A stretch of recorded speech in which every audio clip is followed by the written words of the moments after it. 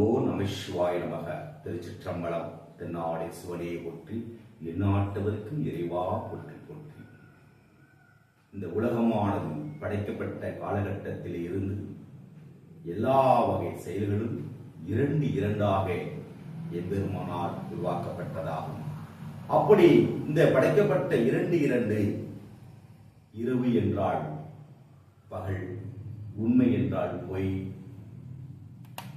சந்தோஷம் என்றால் துக்கம், இது மாதிரி எல்லாமே இரண்டாக படைக்கப்பட்ட இந்த பூலகத்தில் இறை சக்திக்கு நேர் எதிராக தீய சக்தியும் இறைவனால் படைக்கப்பட்டதாகும். அந்த தீய சக்தி என்ன அப்படின்னா, இந்த உடலானது ஸ்துலா உடல், சூட்சும உடல் என்று இரண்டு வகையாக நம்முடைய சாஸ்திரங்கள் சொல்லக்கூடிய விஷயங்களாகும். இந்த ஸ்துலா உடல் என்பது இப்பொழுது நான் பேசிக் கொண்டிருக்கின்றேன். உயிரோடு இருக்கக்கூடிய மனிதனுடைய உடலானது ஸ்துலா உடல் ஆகும். இந்த உடலுக்குள் இருக்கக்கூடிய ஆத்மா என்பதற்கு ஆவி என்று பெயர். அந்த ஆத்மாவானது, அந்த ஆவியானது நம்முடைய உடலை விட்டு சென்ற உடனே அந்த உடல் சூட்சும உடலாக மாறிவிடுகின்றன. அப்ப அந்த ஆவியானது இந்த பூலோகத்தில் அவன் ஸ்துலா உடலாக இருந்து வாழக்கூடிய காலகட்டங்களில் செய்த கர்மாகாரியங்களுக்கு ஏற்றவாறு அவனுக்கு சொர்க்கம் நரகமானது நிர்ணயிக்கப்படுகிறது. அதே போல அவருடைய சந்ததிகளுக்கும் புண்ணியங்களும் பாவங்களும் சேர்க்கப்படுகிறது. அவர்களுக்கும் நல்ல காரியங்களை செய்கின்ற சமயத்தில் சொர்க்கவாசல் திறக்கப்படுகிறது. அவர்கள் பாவகாரியங்களை செய்கின்ற சமயத்தில் நரகவாசல் திறக்கப்படுகிறது. தன் சந்ததிகளுக்கும் அதே அப்படியாக அவர் செய்த கர்மாகாரியங்களுக்கு ஏற்றவாறு அவருடைய சந்தோஷமாக வாழ்கிறார்கள். சில பேர்கள் தன் வாழ்நாளிலே எண்ணற்ற கஷ்டங்களையும் துன்பங்களையும் துயரங்களையும் அனுபவித்தின்றி வாழ்ந்து கொண்டே இருக்கிறார்கள். அதனால்தான் நாம் செய்யக்கூடிய ஒவ்வொரு செயலும் இறைவனுக்கு பயந்து செய்து வாழ வேண்டும் என்று நம்முடைய சாஸ்திரங்கள் சொல்லக்கூடிய விஷயங்களாகும். அப்படி இறந்த பின்பு அந்த ஆவியானது இன்றைக்கு சில பேய்களாக மாறக்கூடிய விஷயங்களாக பார்த்து கொண்டே இருக்கின்றோம். ஏனென்றால் நான் அடியன் பதிவு செய்யக்கூடிய விஷயங்கள் சில பேர் இக்காலகட்டங்களில் பேய் கிடையாது, அதெல்லாம் சும்மா போய் அப்படின்னு சில பேர்கள் நாத்திகம் பேசிக் கொண்டிருப்பார்கள்.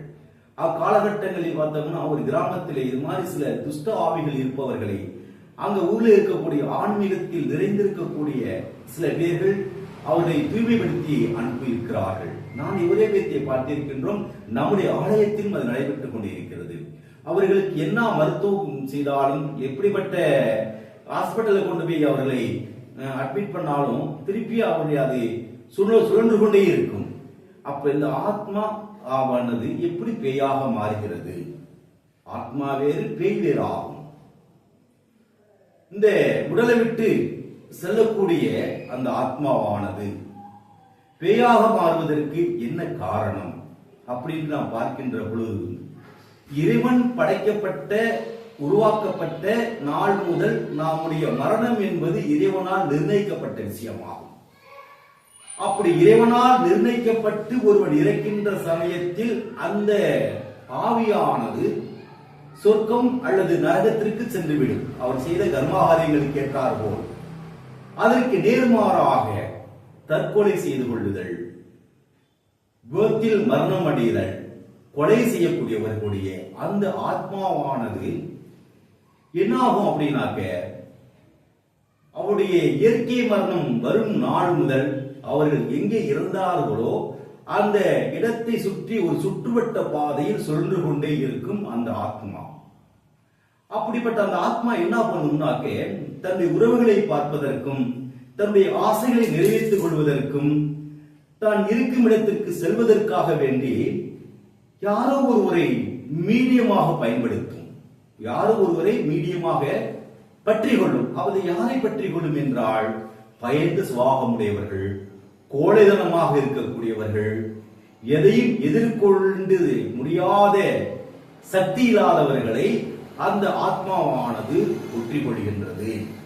அந்த ஆத்மாவானது அவர் உடலுக்குள் புகுந்து அந்த உடலுக்குள் இருக்கக்கூடிய அந்த ஆவி, அதாவது அந்த ஆத்மாவை செயல்பட விடாமல் இந்த பேயாக இருக்கக்கூடிய, அதாவது துர்மரணம் அடைந்தக்கூடியவர்கள் அந்த பேயாக இருக்கக்கூடியவர்கள் அந்த ஆவிக்குள் நுழைந்து அந்த ஆவியை செயல்படுத்த விடாமல் இவர்களுடைய செயல்பாட்டில் அந்த உடலானது, அதாவது அந்த ஸ்துலா உடலானது இயங்கிக் கொண்டிருக்கும். நான் பார்த்திருக்கலாம், இதெல்லாம் சத்தியமான உண்மையாகும்.